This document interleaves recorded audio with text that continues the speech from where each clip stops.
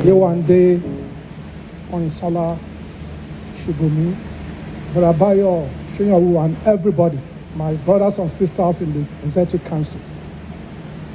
When I learned that Boyega was hospitalized, I was not around, so I called him, but he didn't pick. I sent text, he didn't reply. So in my mind, I said he must be serious, because Boyega doesn't leave things hanging. It's not in his DNA. It's not wired like that. Everything must be dotted. You must do everything the right way. Everything must be perfect. I know it's only God that is perfect. But this man is like we say in mathematics, it's like perfection plus X, where X is a positive integer. It's just, so I called two of our colleagues, and I said, have you seen Boyega? So one of them just said. So I said, what's going on? He said, oh, it's okay. I just spoke to him. I said, are you sure? He said, yeah, okay. So that man, Boyega, is loyalty personified. Very loyal, very dedicated, and he's not given to frivolities. So there are two occasions. I met him in 2019 during the campaign, the first time. And he asked me, he said, what are the two things that you think your administration must give to Lagosians? So I said, let's win the election first. I know he said, let's just discuss it. So I said it. So the first year, he called me and said, am I in the office? I said, yes. So he said, he's coming. Okay. He said, but remember our discussion. He said, these two things will be done. It's not done yet. I said, Boyega, we met at Gege flyover at 18%. We must finish it. We met Blue Line. We must finish it. We met this, we met that. He said, well, but remember, you knew all this and you said. So Boyega is somebody that takes his word serious. So the fact that we are having a discussion, and I said, oh, these are two things that I think their administration in 4 years will hand over to Lagosians. He remembered. So when the red line started, because one of them was red line that I said. So I now teased him. I said, Boyega, you see now?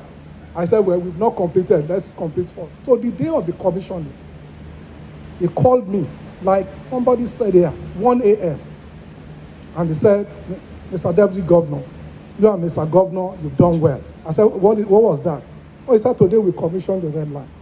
So that's the type of person that Boyega is. He's committed, he's dedicated, and like everybody in this room have said, I'm sure if we ask, we can look at him from different glasses. But the bottom line is a man of honor. But we are comforted because we know only God will live forever. So all of us must go one time. But we pray for his wife and for the kids, that the good Lord will sustain you and the good Lord will be with you. Because your father, wonderful man, very good guy. But the Yorubas also spoil things. One igi tó bá tọ́ kì í pẹ́ nígbó. I'm sure everybody hears the Yoruba. So which means the foresters will look for the best trees to fell. So we must take solace in that sometimes God, spiritually, somebody said that sometimes God will take the good ones because he doesn't want them corrupted by this place. So that for me is our solace. So my prayer is that God will be with you. God will enhance you.